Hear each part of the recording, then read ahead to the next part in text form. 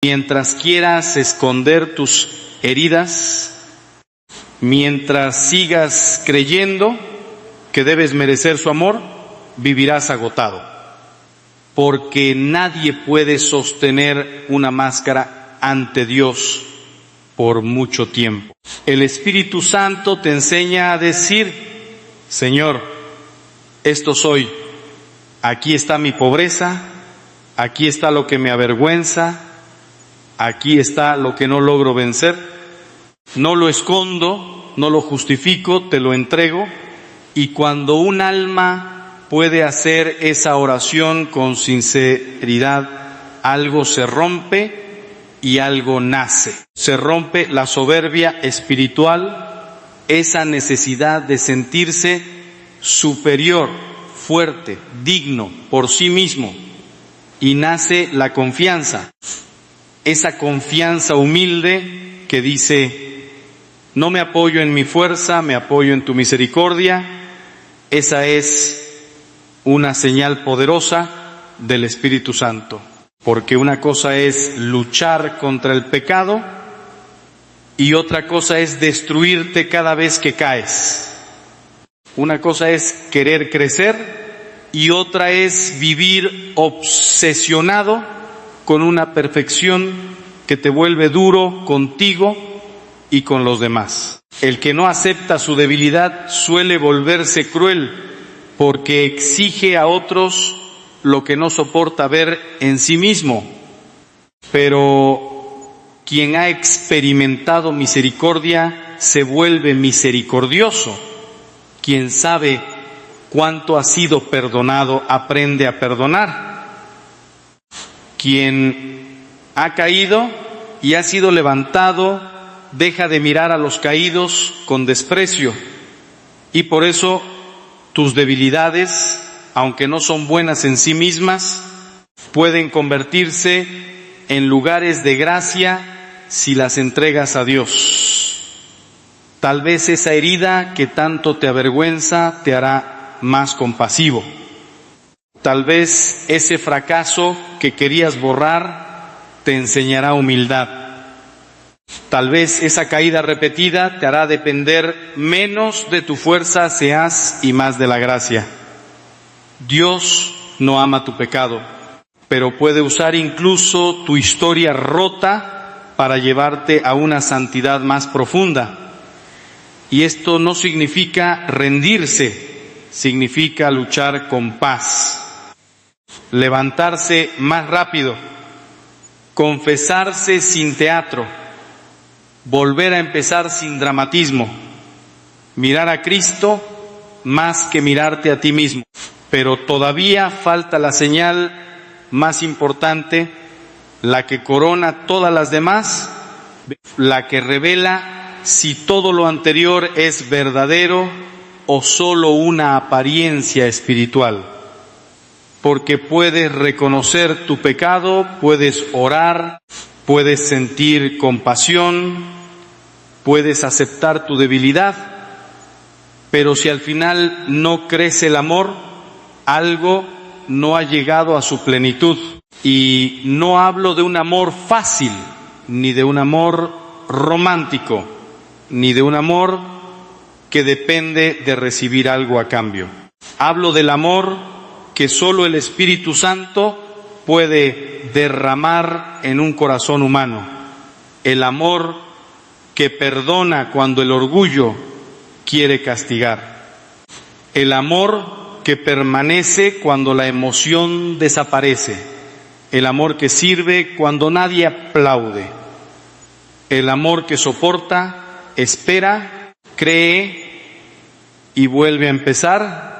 Y aquí es donde todo se vuelve más serio, porque esta quinta señal no se prueba en una iglesia llena de cantos, ni en un retiro donde todo parece hermoso.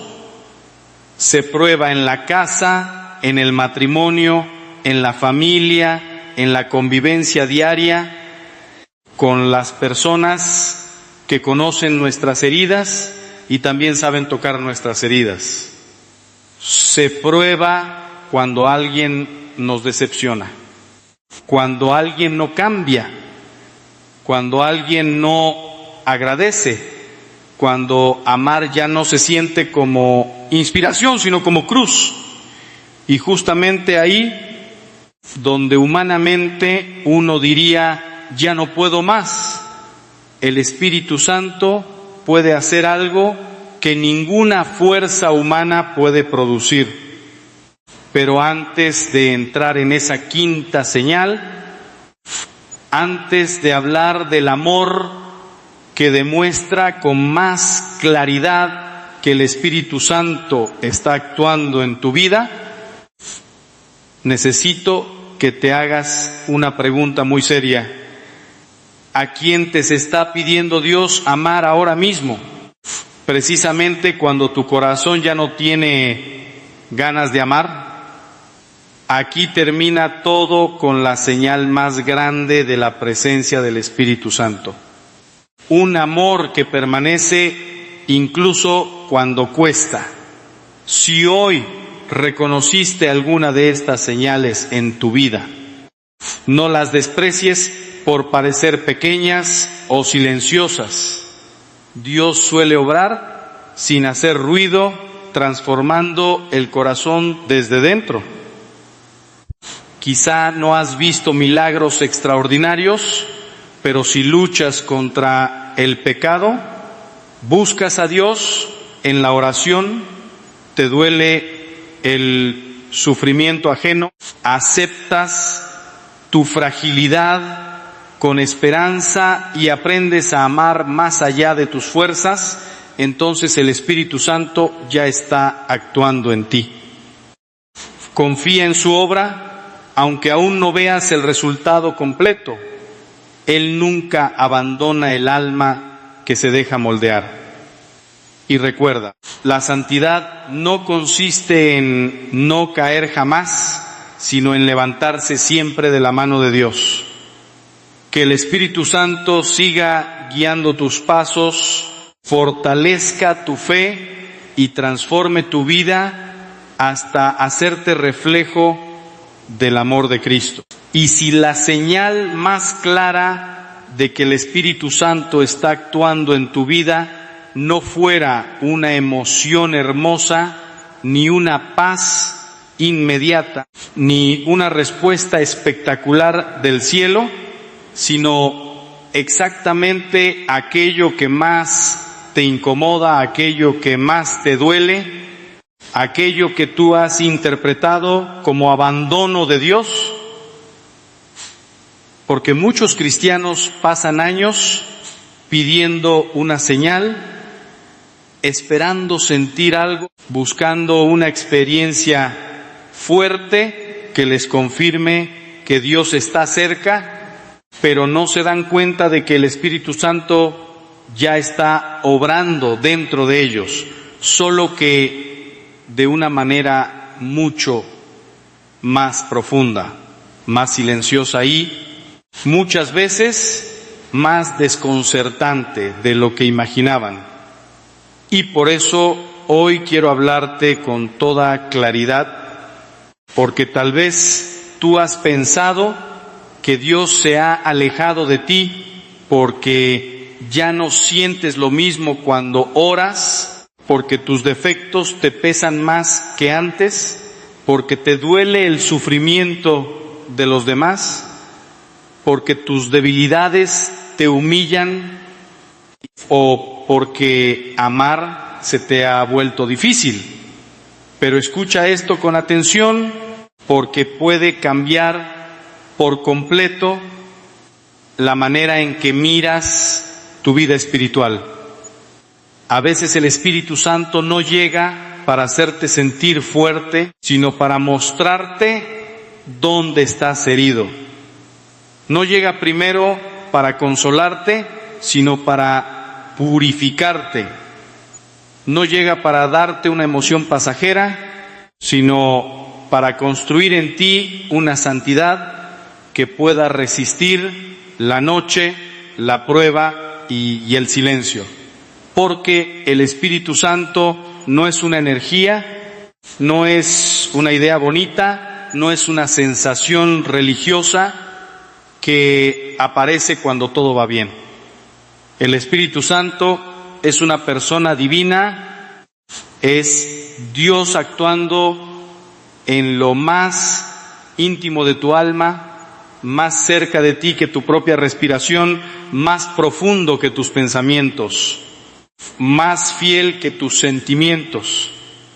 Y precisamente porque te ama, no siempre te dará lo que tú esperas. A veces te dará lo que necesitas.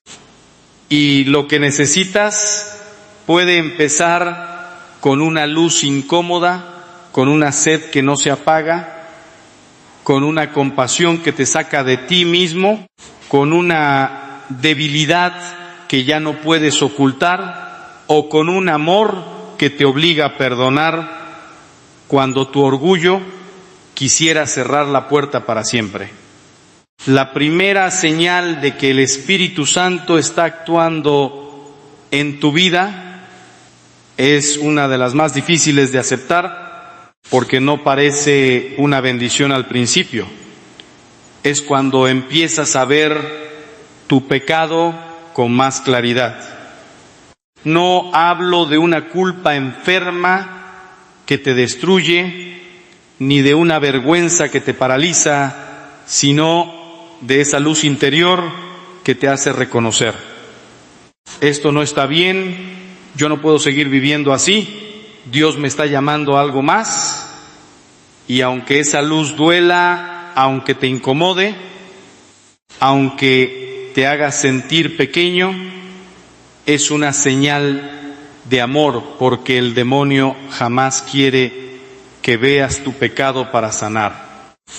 Él quiere que lo justifiques, que lo minimices, que digas que no es tan grave, que todos lo hacen, que Dios entiende, pero el Espíritu Santo, cuando entra con fuerza en un alma, empieza a mostrar la verdad no para hundirla, sino para liberarla.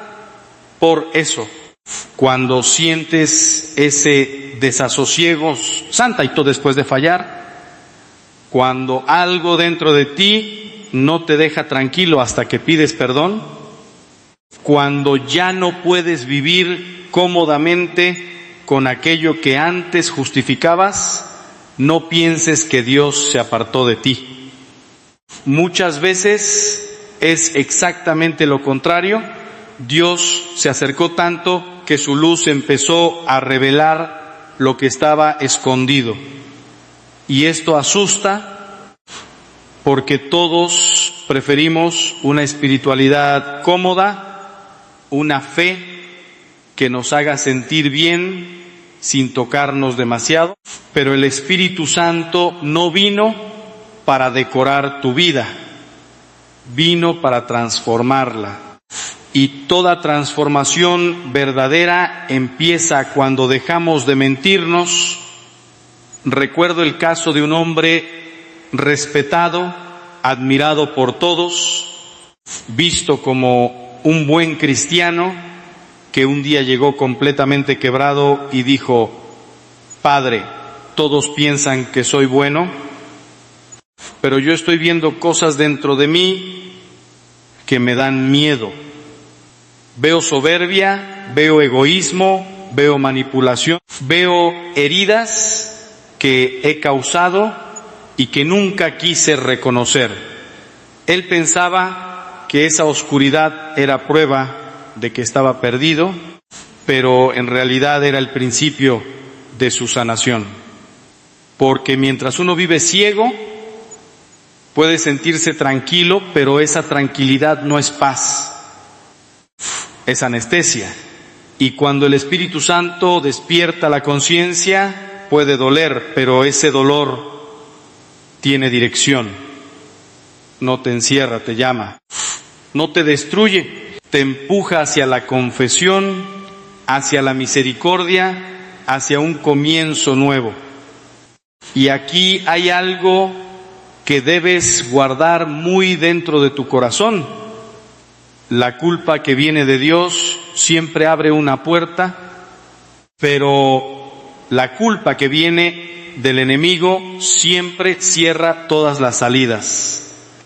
Cuando el Espíritu Santo te muestra tu pecado, al mismo tiempo te susurra: levántate, vuelve, todavía hay misericordia. Pero cuando el enemigo te acusa, te dice: ya no hay remedio, eres un fracaso, Dios se cansó de ti. Por eso debes aprender a distinguir. Si reconocer tu pecado te lleva a correr hacia Dios, es gracia. Si te lleva a esconderte de Dios, es tentación. Si te impulsa a cambiar, es luz. Si te paraliza en desesperación, es mentira. Santos entendieron esto mejor que nadie. Cuanto más cerca estaban de Dios, más clara veían su propia miseria. No porque fueran peores, sino porque la luz era más intensa. Una habitación parece limpia en la penumbra, pero cuando entra el sol, aparece el polvo que antes no se veía. Así pasa con el alma. Cuando Dios se acerca, no solo vemos su belleza, también vemos nuestras sombras. Y si no entendemos esto, podemos confundir la acción del Espíritu Santo con fracaso espiritual. Pero el que empieza a ver su pecado con humildad, ya está siendo tocado por una gracia poderosa, porque nadie desea ser limpio si Dios no ha encendido primero esa sed de pureza. La segunda señal es un deseo creciente de oración, pero cuidado, porque aquí muchos se confunden. Algunos creen que desear orar significa sentir emoción cada vez que se acercan a Dios, tener lágrimas, consuelos, paz inmediata, pensamientos elevados. Pero el Espíritu Santo no siempre se manifiesta así.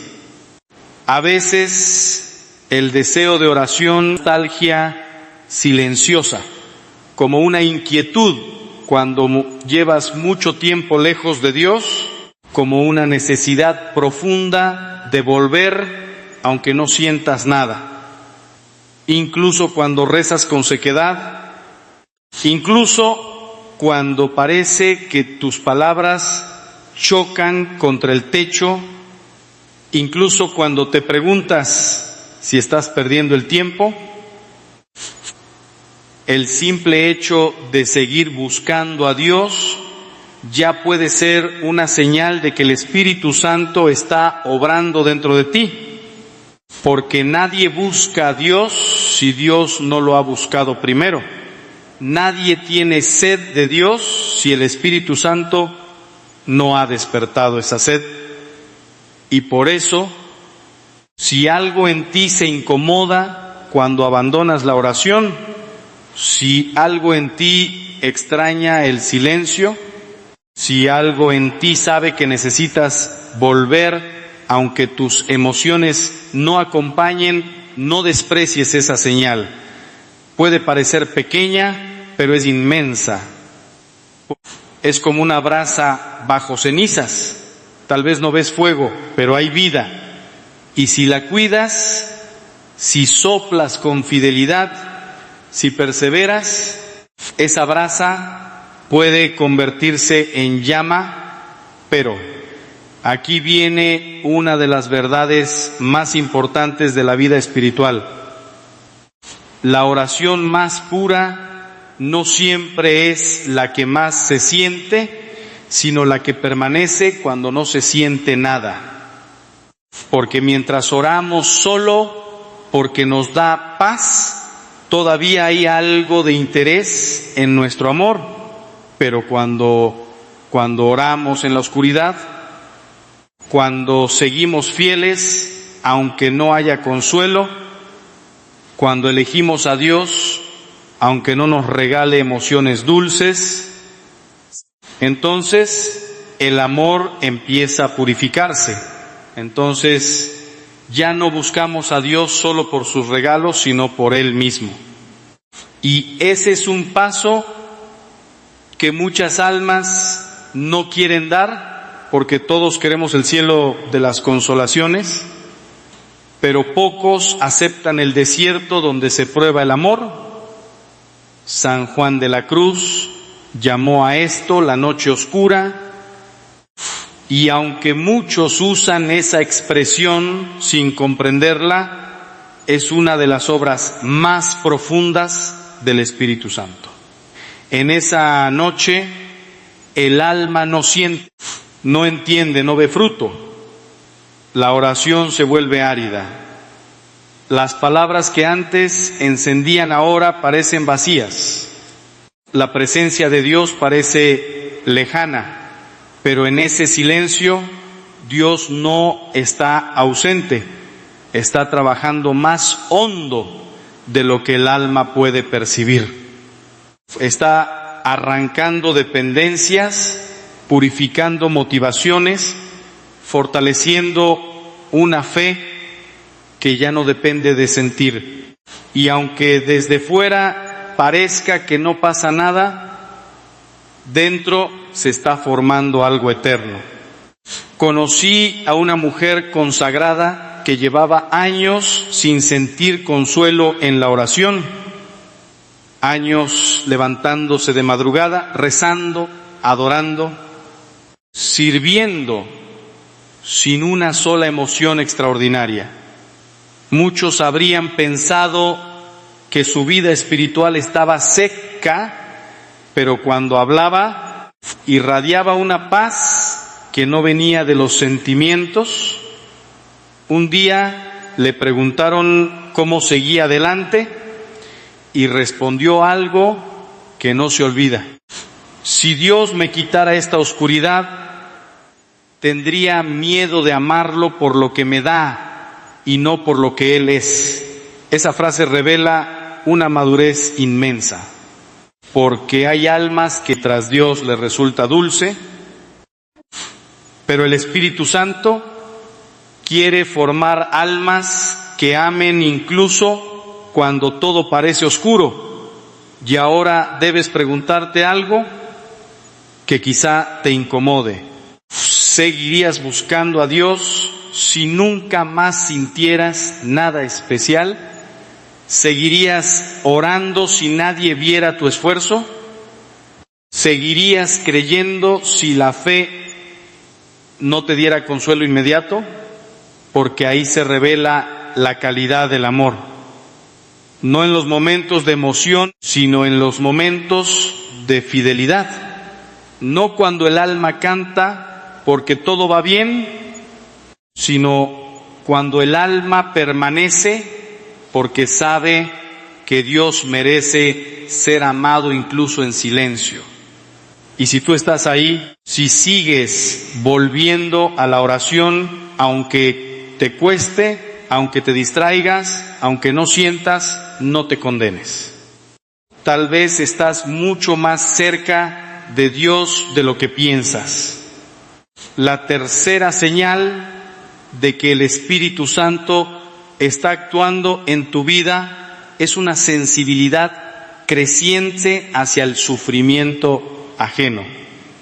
Y esta señal es decisiva, porque una espiritualidad que no te hace más compasivo no viene plenamente del Espíritu de Cristo. Puedes rezar mucho, puedes saber doctrina, puedes hablar de Dios con belleza, pero si el dolor del prójimo no te toca, si el necesitado se vuelve invisible, si tu fe te encierra en ti mismo, algo está faltando, porque el Espíritu Santo es amor, y donde Él actúa de verdad, tarde o temprano, el corazón deja de vivir solo para sus propios problemas y empieza a ver las heridas de los demás. Pero esta compasión no es sentimentalismo barato, no es emocionarse un momento y seguir igual. No es llorar ante una historia triste y después no mover un dedo. La compasión cristiana es fuerte, concreta, exigente. Busca el verdadero bien del otro, no solo aliviar una emoción propia. A veces consuela, pero a veces corrige. A veces da, pero a veces pone límites. A veces abraza, pero a veces dice una verdad difícil. Porque amar no es simplemente hacer que el otro se sienta bien en el momento. Amar es querer su bien real, su salvación, su dignidad, su libertad. Y por eso el Espíritu Santo no solo nos da ojos para ver el sufrimiento, también nos da sabiduría para responder. Hay padres que creen que amar es dar siempre, permitir siempre, rescatar siempre, pero a veces la verdadera compasión consiste en dejar que alguien enfrente las consecuencias de sus actos para que pueda despertar. Hay amistades que creen que amar es aprobarlo todo, pero a veces la verdadera caridad exige decir: esto te está destruyendo. Jesús tuvo compasión de las multitudes, pero también llamó a la conversión. Perdonó, pero no negó la gravedad del pecado. Se acercó al herido, pero no convirtió el amor en complicidad. Por eso debes examinar tu compasión. ¿Te está llevando a servir de verdad o solo a sentirte buena persona? ¿Te está llevando a amar al otro o a necesitar que el otro dependa de ti? ¿Te está llevando a buscar la voluntad de Dios o solo evitar conflictos? Porque el Espíritu Santo no produce una compasión débil, sino una compasión semejante a la de Cristo, tierna y firme, misericordiosa y verdadera, cercana y libre. Y si notas que el dolor ajeno ya no te resulta indiferente, si sientes un impulso interior de ayudar, de escuchar, de rezar, de acompañar, de hacer algo por alguien que sufre, presta atención. Esa puede ser una señal clara de que el Espíritu Santo está ensanchando tu corazón. Pero hay una trampa en nuestro tiempo. Estamos expuestos a tanto dolor, tantas noticias, tantas tragedias, tantas imágenes de sufrimiento, que el corazón se cansa, algunos se vuelven indiferentes para protegerse, otros se sienten culpables por no poder ayudar a todos. Pero escucha esto, Dios no te pidió salvar el mundo ya tiene Salvador y no eres tú. Dios te pide amar al prójimo que pone en tu camino, no a todos de manera abstracta, sino a alguien de manera concreta. El buen samaritano no curó a todos los heridos del mundo, se detuvo ante el herido que encontró en su camino. Y esa fidelidad concreta fue suficiente para revelar el amor de Dios. Tal vez hoy el Espíritu Santo no te pide una obra inmensa. Tal vez te pide una llamada, una visita, un perdón, una palabra de aliento, una ayuda silenciosa, un acto de paciencia, porque los grandes cambios espirituales muchas veces empiezan en gestos pequeños, pero esos gestos tienen un peso eterno cuando nacen del amor. Y aquí aparece una pregunta que no podemos evitar. ¿Quién es el herido que Dios ha puesto en tu camino y que tú estás pasando por alto? Tal vez está en tu casa, Tal vez es tu esposa, tu esposo, tu hijo, tu madre anciana, un vecino, un compañero que sonríe por fuera, pero se está apagando por dentro. Y si el Espíritu Santo está actuando en ti, tarde o temprano te hará verlo. La cuarta señal es una de las más liberadoras, pero también una de las más humillantes. Empiezas a aceptar tu propia debilidad sin desesperarte. No significa que te conformes con tus defectos. No significa que dejes de luchar. Significa que dejas de odiarte por no ser perfecto. Significa que empiezas a comprender que Dios no se sorprende de tu pobreza, que tu miseria no lo aleja, que tus caídas no tienen la última palabra si vuelves a levantarte. Y esto es profundamente espiritual. Porque hay personas que no buscan la santidad, buscan una imagen ideal de sí mismas. Quieren sentirse impecables, fuertes, intachables, pero Dios no construye santos desde la apariencia, los construye desde la verdad. San Pablo lo entendió cuando suplicó que le fuera quitado aquel aguijón que lo humillaba. Y la respuesta de Dios fue desconcertante. Te basta mi gracia, porque mi poder se manifiesta en la debilidad. No dijo, mi poder actúa a pesar de tu debilidad, sino en tu debilidad. Ahí, precisamente ahí, donde tú te sientes pobre, limitado, incapaz, Dios puede mostrar una fuerza que no viene de ti. Pero mientras quieras presentarte ante Dios como autosuficiente, y cuando aprendas a caminar en silencio, descubrirás que la verdadera paz nunca dependió de convencer a los demás, sino de permanecer cerca de Dios. Deja atrás lo que roba tu alma, abraza lo que fortalece tu espíritu y permite que el Señor transforme tu corazón en lo secreto. Las victorias más grandes no hacen ruido, simplemente cambian tu vida. Camina con fe, guarda silencio cuando sea necesario y deja que Dios hable por tus frutos. Amén.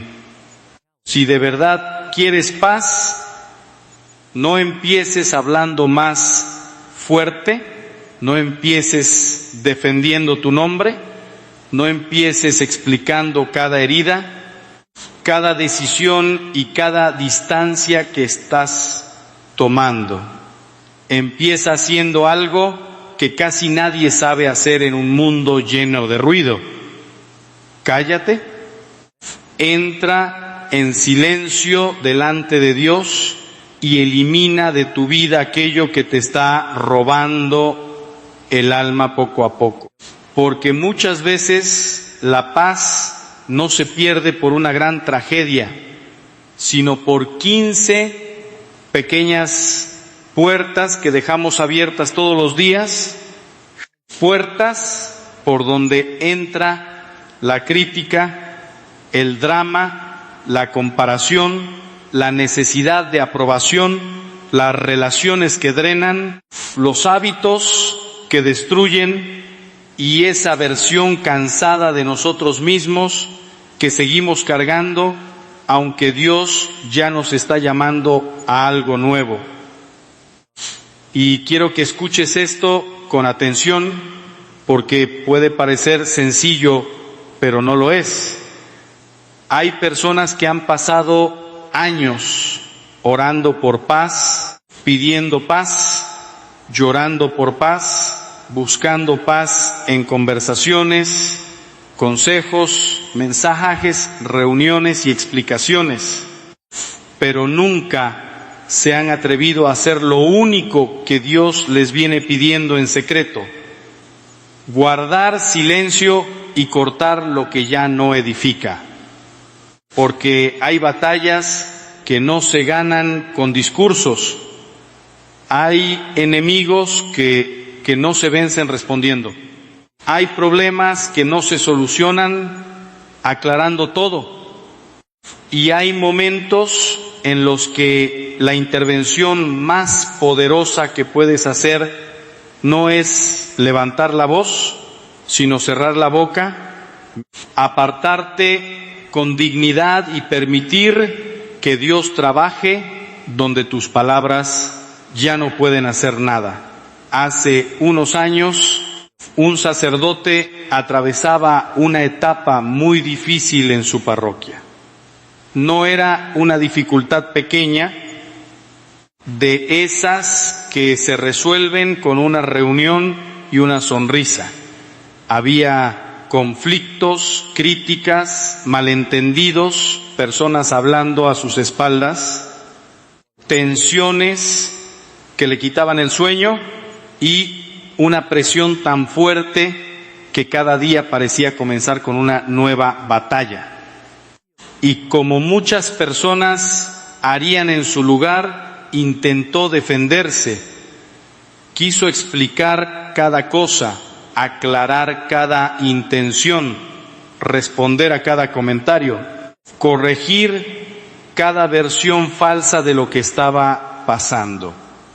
Pero entonces descubrió una ley dolorosa de la vida espiritual. Cuando uno intenta controlar todas las lenguas, termina perdiendo el control de su propia paz, porque mientras más hablaba, más se complicaban las cosas. Mientras más se justificaba, más preguntas aparecían. Mientras más intentaba apagar un fuego, más humo se levantaba. Y llegó un momento en que ya no sabía si estaba defendiendo la verdad o si estaba alimentando el ruido. Hasta que un sacerdote mayor, uno de esos hombres que no necesitan hablar mucho porque ya han aprendido demasiado en silencio, le dijo una frase que le cambió la vida: hijo, hay batallas que se ganan callándose, hay enemigos que se vencen con el silencio, hay paz que solo llega cuando dejas de querer controlar todo y te callas delante de Dios. Y esa frase no fue un consejo bonito, fue una corrección, porque el silencio, cuando nace del miedo, puede ser cobardía, pero cuando nace de la sabiduría, puede ser una fuerza tremenda. El silencio sabio no es rendirse, no es permitir injusticias, no es dejar que otros te pisoteen. El silencio sabio es reconocer que no todo merece respuesta, que no todos merecen acceso a tus pensamientos, que no cada crítica necesita una explicación y que no cada persona que te provoca tiene derecho a sacarte de tu centro. Porque cuando tú hablas desde la herida, muchas veces entregas más de lo que proteges. Pero cuando callas desde Dios, empiezas a recuperar autoridad sobre tu alma. Vivimos en una época donde todos quieren hablar, todos quieren opinar, todos quieren publicar, todos quieren demostrar que tienen razón, todos quieren tener la última palabra. Y parece que quien se calla pierde, parece que quien no responde queda como débil, parece que quien no se defiende acepta la derrota. Pero la Escritura revela algo completamente distinto. Proverbios dice que aún el necio, cuando calla, es contado por sabio. Mira qué fuerte es eso. Una persona sin mucha sabiduría puede parecer prudente si aprende a cerrar los labios, mientras que una persona inteligente puede destruir su imagen, sus relaciones y su paz solo por hablar demasiado en el momento equivocado. Por eso este mensaje no es simplemente sobre hablar menos, es sobre vivir de otra manera. Es sobre aprender a eliminar en silencio lo que no pueda sanar hablando. Porque hay cosas que mientras más explicas, más se enredan. Hay decisiones que mientras más justificas, más gente se siente con derecho a cuestionarlas. Hay cambios que pierden fuerza cuando los anuncias demasiado pronto. Y hay procesos espirituales que se arruinan cuando los expones delante de personas que no tienen la madurez para entender lo que Dios está haciendo contigo. La primera cosa esa que necesitas eliminar en silencio son las relaciones tóxicas. Y presta atención, porque esto puede tocar una herida. Hay personas que no llegan a tu vida para construir contigo, sino para drenarte. Personas que siempre traen drama, siempre traen chisme, siempre traen críticas, siempre traen exigencias, siempre piden, pero casi nunca dan. Personas que no celebran tu paz, sino que se incomodan cuando ya no pueden controlarte. Y cuando por fin abres los ojos y entiendes que esa relación te está quitando más de lo que te da, aparece una tentación peligrosa. Querer hacer una gran confrontación, quieres decirle todo lo que hizo mal, quieres explicarle por qué te cansaste. Quieres darle una lista de sus errores, quieres demostrarle que tú tienes razón al alejarte. Pero ahí está la trampa, porque una persona tóxica rara vez recibe una confrontación como una oportunidad de conversión. Normalmente la usa como combustible. Se defiende, se victimiza, distorsiona tus palabras, involucra a otros, convierte tu límite en una agresión y cuando menos lo esperas, ya no estás saliendo del drama, estás atrapado en una versión más grande del mismo drama. Por eso, muchas veces la salida no es una explosión, sino una retirada silenciosa. No tienes que hacer un anuncio, no tienes que publicar indirectas, no tienes que contarle a medio mundo que te estás alejando.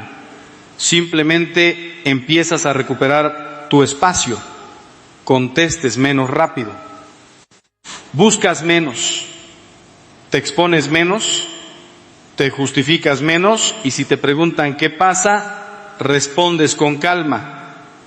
Estoy pasando por un proceso personal o necesito cuidar mi paz. No necesitas entregar detalles que después serán usados en tu contra.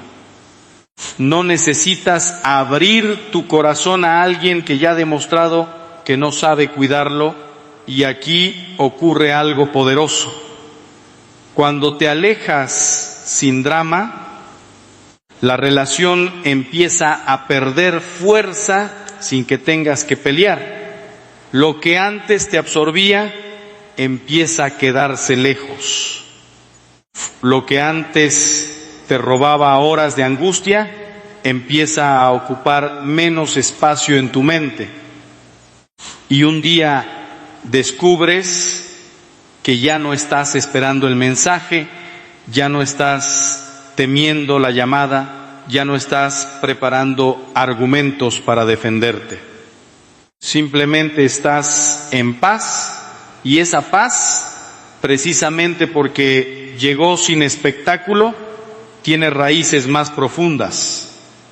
Piensa en esa persona que siempre te busca para hablar mal de otros. Al principio parece confianza, parece cercanía, parece amistad, pero después descubres que quien te trae chismes de otros también puede llevar chismes sobre ti. Piensa en esa persona que solo aparece cuando necesita algo, pero desaparece cuando tú necesitas apoyo.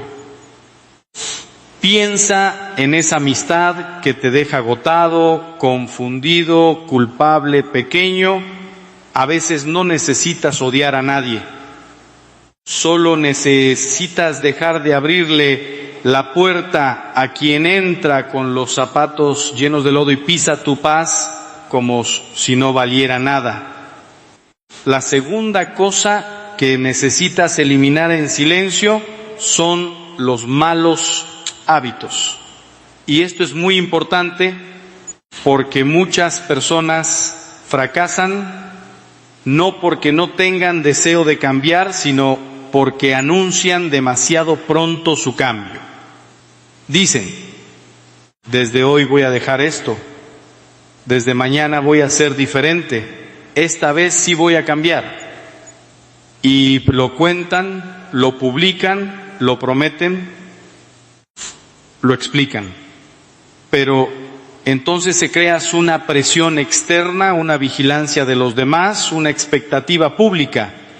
Y si caen, porque muchas veces en un proceso real uno tropieza antes de vencer, ahora no solo tienen que levantarse, también tienen que cargar con la vergüenza de haber fallado delante de todos. Por eso hay hábitos que se vencen mejor en secreto, entre tú y Dios. Sin aplausos, sin espectadores, sin discursos.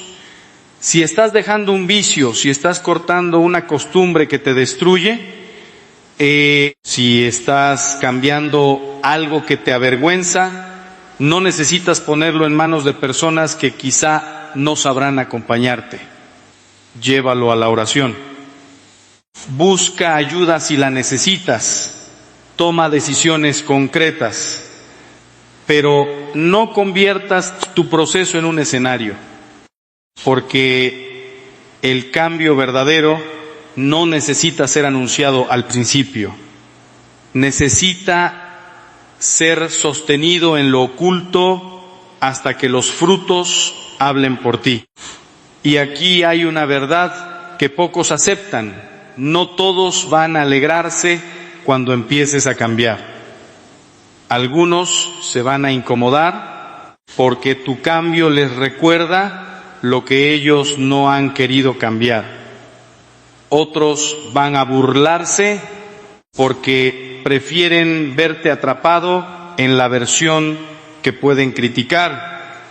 Otros van a intentar tentarte, no siempre con mala intención, sino porque estaban acostumbrados a relacionarse contigo desde ese mismo desorden. Por eso cuando Dios te esté sacando de un hábito malo, protege ese proceso. No lo expongas demasiado pronto. Una semilla recién sembrada no se deja al viento. Se cubre, se cuida, se riega en silencio hasta que tiene raíces. La tercera cosa que necesitas eliminar en silencio son las quejas constantes. Y quizá aquí muchos van a sentirse descubiertos porque la queja puede parecer inofensiva, pero lentamente se convierte en una forma de vida. Hay personas que se quejan del trabajo, de la familia, del clima, del gobierno, de la iglesia, de los vecinos, de la salud, del pasado y hasta de las bendiciones. Se quejan tanto que ya no saben conversar sin lamentarse. Y lo más peligroso es que la queja muchas veces viene disfrazada de desahogo, pero en realidad se convierte en alimento para una mente negativa. La Escritura dice: haced todo sin murmuraciones y contiendas. No dice, quéjense un poco menos. No dice, murmuren solo cuando tengan razón. Dice, cuando tengan razón. Dice sin murmuraciones. Porque la murmuración no solo describe un problema, lo multiplica dentro del corazón. Cada vez que repites una queja sin intención de cambiar nada, le das más fuerza a aquello que te roba la paz. Y mientras más hablas de lo que no soportas, más grande se vuelve en tu interior. Por eso hay problemas que no disminuyen porque los comentas con todos, sino que aumentan porque los estás alimentando con tus palabras. Eliminar la queja en silencio significa hacer algo radical. Cuando algo te moleste, antes de correr a contarlo, llévalo a Dios. Pregúntate, ¿puedo cambiar esto? Si puedes cambiarlo, actúa. Si no puedes cambiarlo, entrégalo.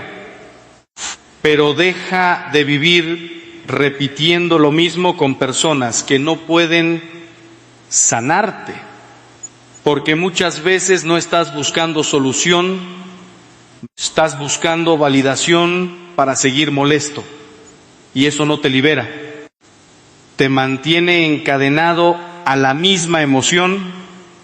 Y bien, cuando dejas de quejarte, algo cambia lentamente. Al principio te sentirás raro, porque la queja se había convertido en una forma de llenar silencios. Pero después empiezas a notar que tu mente se despeja, tu energía cambia, tu oración se vuelve más limpia. Incluso tus conversaciones mejoran porque ya no entras en cada lugar como alguien que trae una nube encima. Y no necesitas decir, ya no me voy a quejar. Simplemente deja de hacerlo.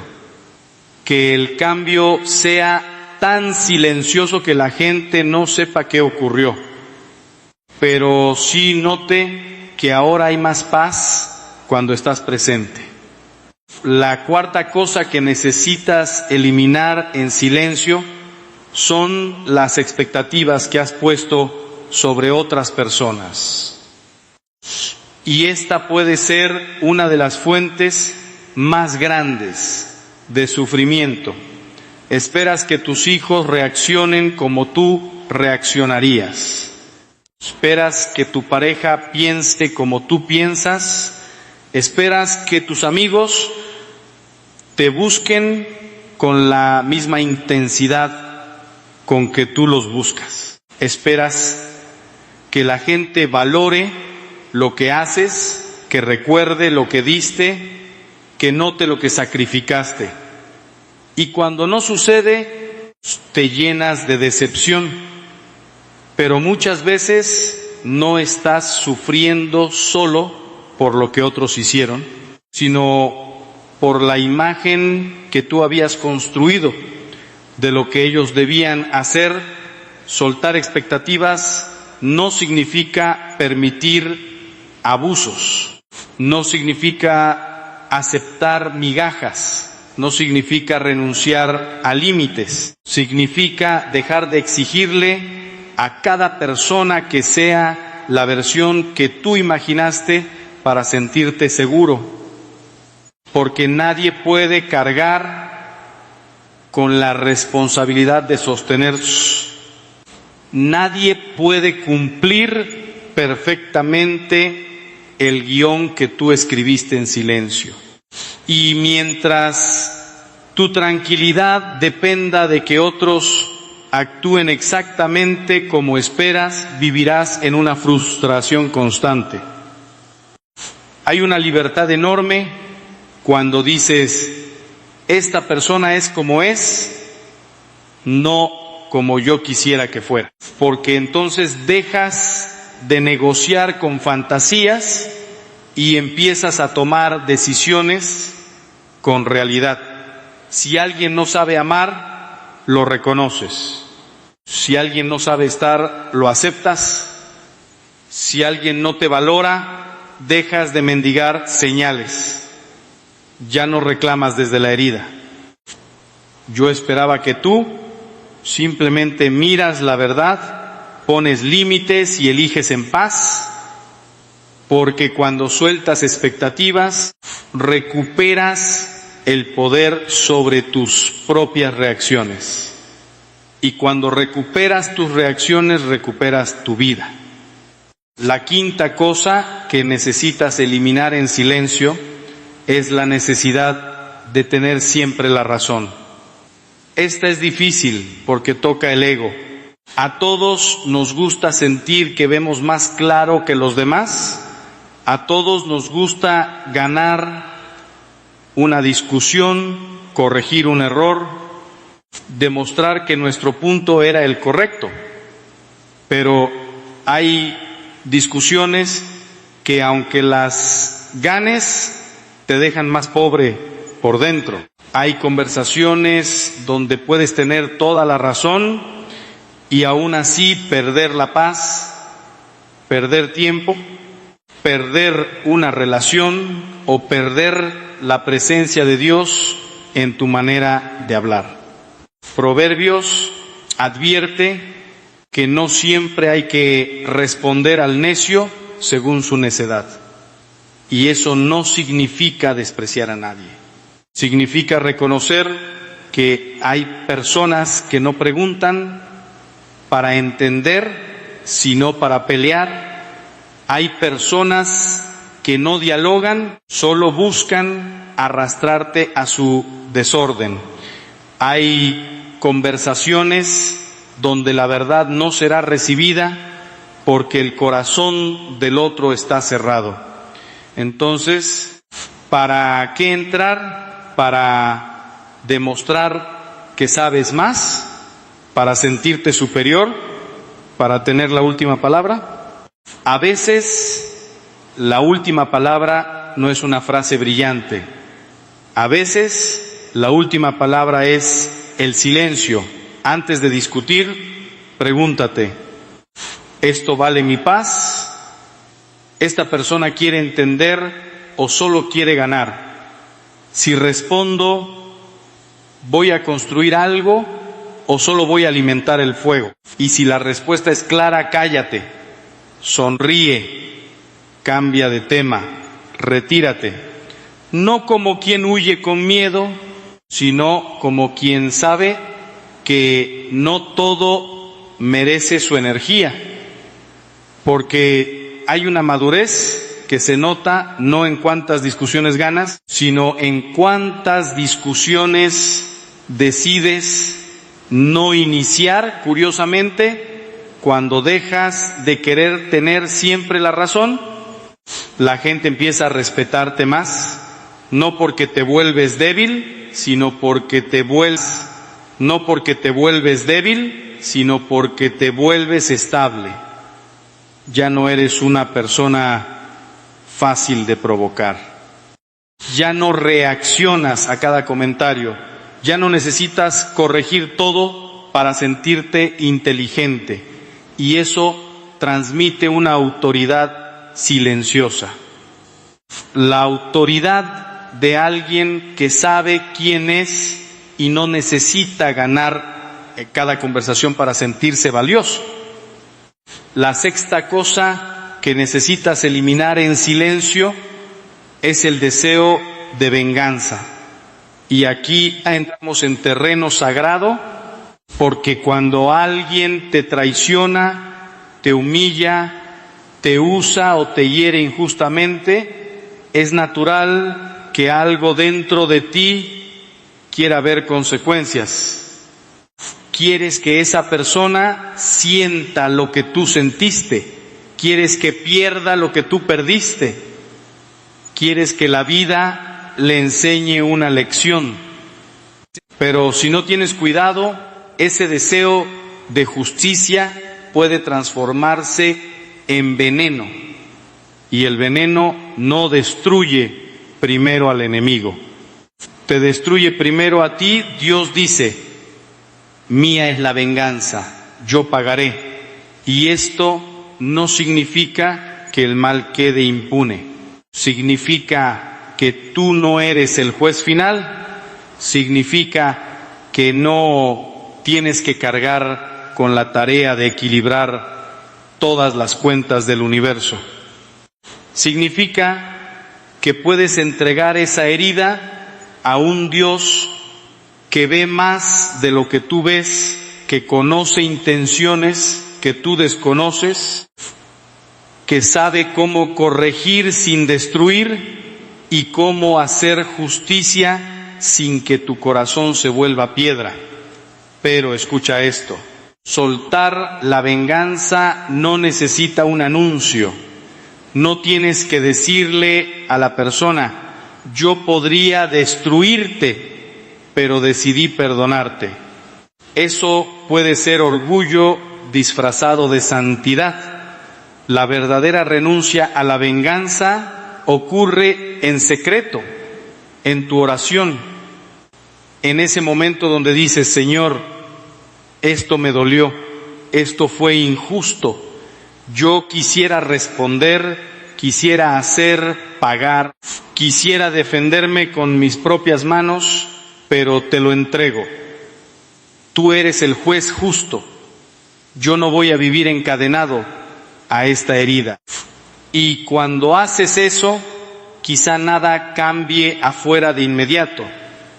La persona puede seguir igual, la situación puede no resolverse al instante, pero algo cambia dentro de ti, la cadena empieza a aflojarse, la amargura pierde fuerza, la memoria ya no arde igual, y aunque todavía duela, ya no gobierna. Esa es una de las primeras señales de que Dios está sanando algo profundo. La herida sigue en tu historia, pero deja de dirigir tus pasos. La séptima cosa que necesitas eliminar en silencio son las disculpas constantes por cosas que no son tu culpa. Hay personas que piden perdón por hablar, por sentir, por necesitar, por estar cansadas, por llorar, por pedir ayuda, por ocupar espacio. Dicen perdón cuando en realidad no hicieron nada malo, y con el tiempo esa costumbre va enseñándole al alma una mentira peligrosa. Mi existencia incomoda, mis necesidades molestan, mi voz estorba, pero tú no fuiste creado para vivir pidiendo permiso para existir. Eres hijo de Dios, eres hija de Dios, tienes dignidad, tienes derecho a tener límites, necesidades, emociones y opinión. Claro que debes pedir perdón cuando fallas, cuando hieres, cuando pecas, cuando actúas mal, pero no debes pedir perdón por ser humano. No debes disculparte por tener un corazón que siente. No debes rebajarte cada vez que necesitas algo legítimo. Y este cambio también se hace en silencio. No tienes que anunciar: desde hoy dejaré de disculparme por todo. Simplemente empieza a corregir tu lenguaje. En vez de decir perdón por molestarte, di gracias por tu tiempo. En vez de decir perdón por llorar, di gracias por escucharme. En vez de decir perdón por pedir ayuda, di gracias por estar. Porque cuando cambias tus palabras, también cambias la postura interior desde la que te relacionas con el mundo. Poco a poco empezarás a notar que tu dignidad se levanta, no de manera arrogante, sino serena. Ya no entras en cada conversación como alguien que espera ser tolerado. Entras como alguien que sabe que su presencia tiene valor. Y esa diferencia se siente. La gente empieza a tratarte distinto cuando tú dejas de presentarte como una molestia. Pero antes de que ellos lo noten, primero debe creerlo tu corazón. La octava cosa que necesitas eliminar en silencio es el hábito de compartirlo todo en redes sociales.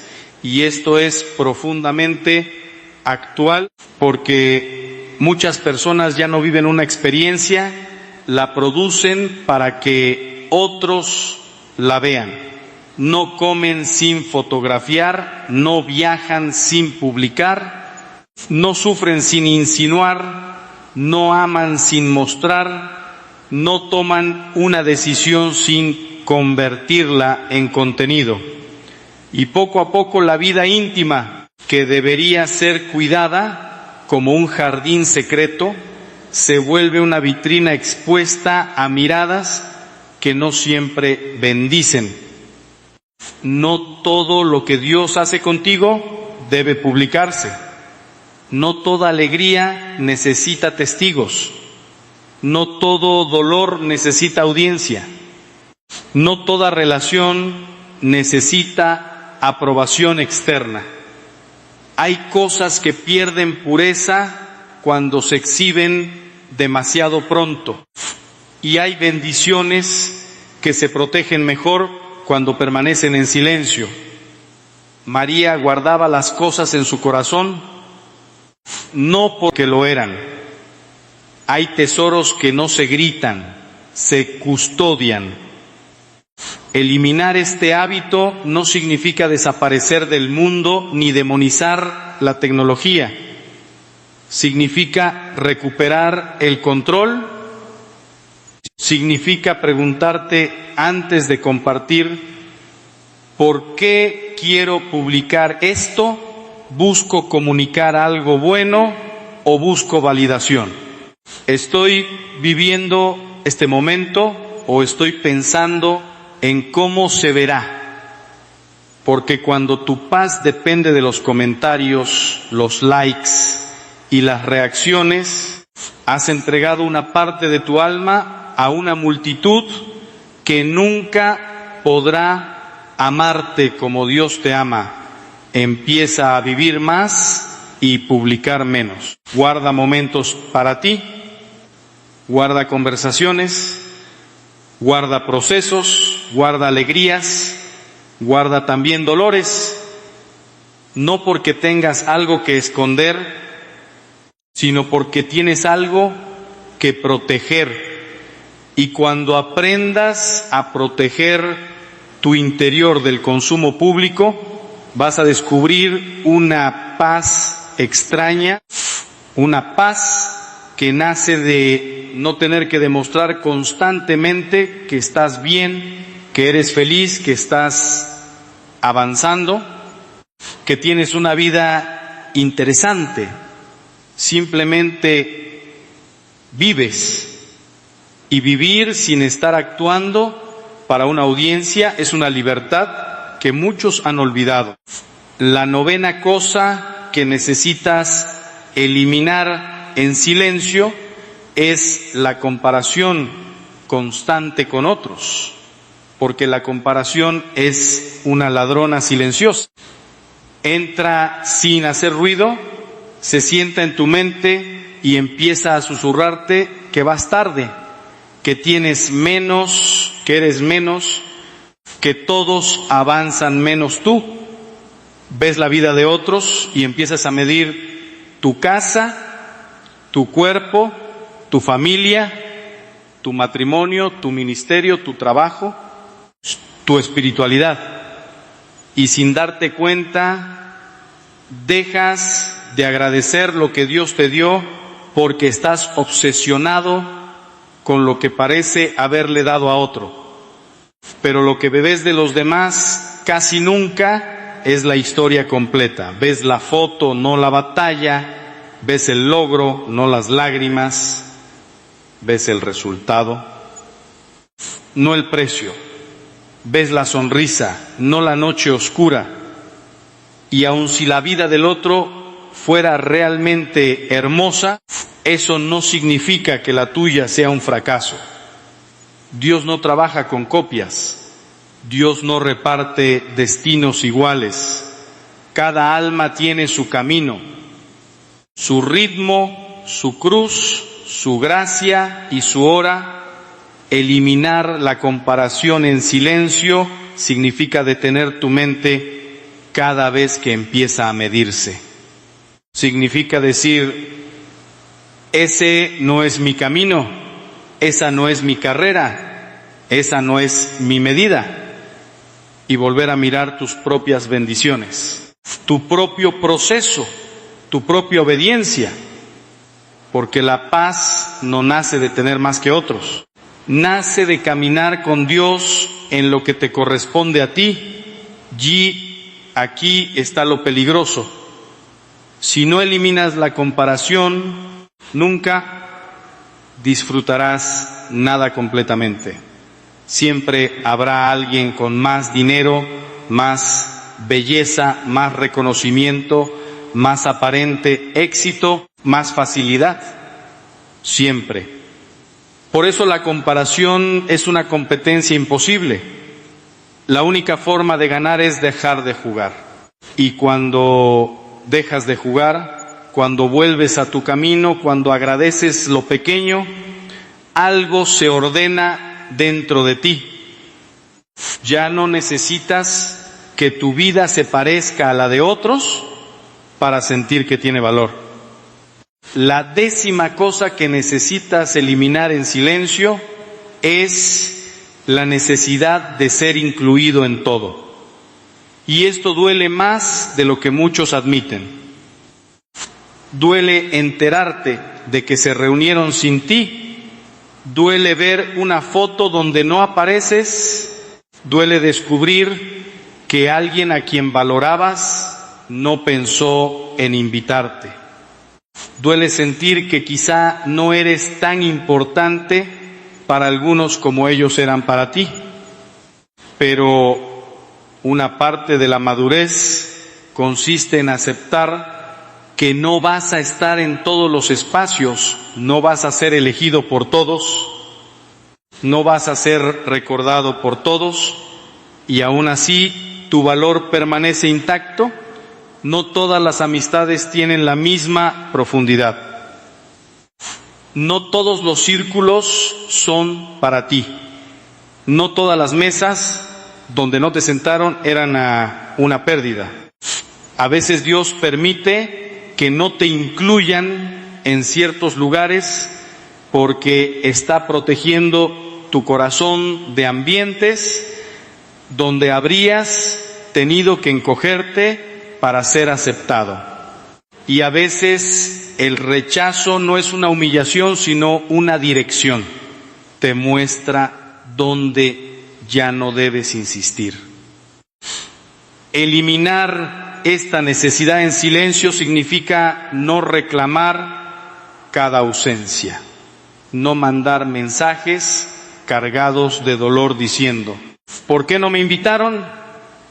No perseguir a quienes apenas te toleran, no mendigar un lugar en una mesa donde tu presencia no es celebrada. Enfócate en las relaciones donde sí hay reciprocidad, donde sí hay cuidado, donde sí hay alegría de verte, porque tu energía es limitada y no puedes gastarla intentando convencer a personas indiferentes de que te incluyan. Y cuando dejas de perseguir inclusión, recuperas dignidad, empiezas a elegir mejor. Empiezas a notar quién te busca de verdad y quién solo te acepta cuando estás disponible. Empiezas a comprender que estar fuera de algunos círculos no es fracaso, a veces es liberación. Y justo cuando aprendes esto, empiezas a prepararte para una verdad todavía más fuerte. Hay conversaciones de las que no solo debes salir, sino salir sin dejar rastro,